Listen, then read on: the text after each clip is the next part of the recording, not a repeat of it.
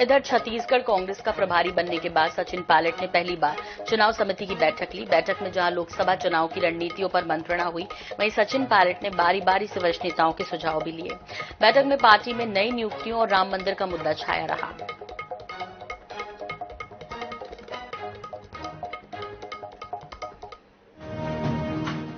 छत्तीसगढ़ कांग्रेस के प्रभारी के रूप में पहली बार सचिन पायलट ने चुनाव समिति की बैठक ली। बैठक में वरिष्ठ नेताओं को जहां दो टुक लहजे में एकजुटता की नसीहत दी, वहीं सभी नेताओं से लोकसभा चुनाव को लेकर विस्तृत चर्चा भी की। पीसीसी चीफ दीपक बैज और नेता प्रतिपक्ष डॉक्टर चरणदास महंत समेत वरिष्ठ नेता बैठक में मौजूद रहे।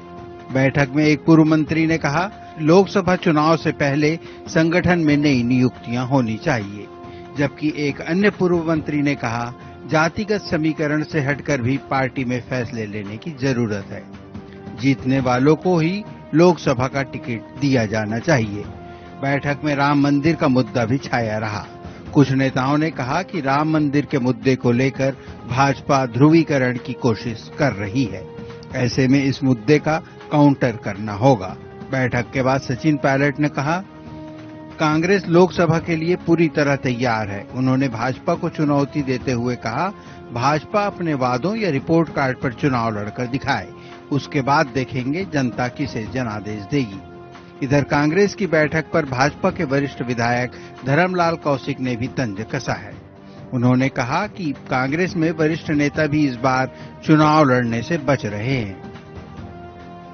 मैं तो हमेशा चुनौती देता हूं कि भाजपा को चुनाव लड़ना है तो परफॉर्मेंस पर, गवर्नेंस पर, रिपोर्ट कार्ड पर चुनाव लड़े और जनता निर्णय करे। लेकिन ध्यान भटकाकर जज्बाती मुद्दे, भावनात्मक मुद्दों को आप प्राथमिकता देंगे और लोग भाव में बह के वोट डाल देंगे, ऐसा इस बार होने वाला नहीं। मैं आप कहना चाहता हूं,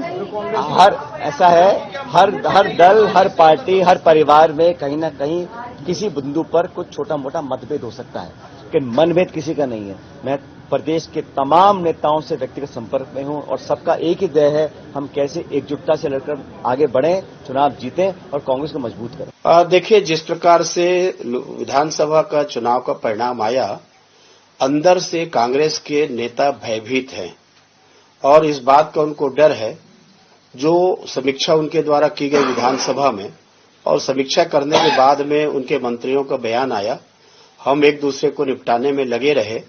अभी भी वो शंका उनके मन में आशंका बनी हुई है और भारतीय जनता पार्टी की एक तरफ लहर चल रही है और दूसरी तरफ उनके अंदर में जो घमासान है, तो निश्चित रूप से बड़े नेता भी इस चुनाव से बचना चाहते हैं, चुनाव लड़ने से।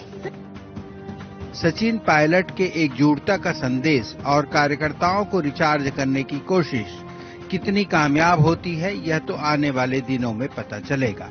लेकिन पायलट के दौरे से कार्यकर्ताओं में नई नियुक्तियों को लेकर उम्मीदें बढ़ी हैं।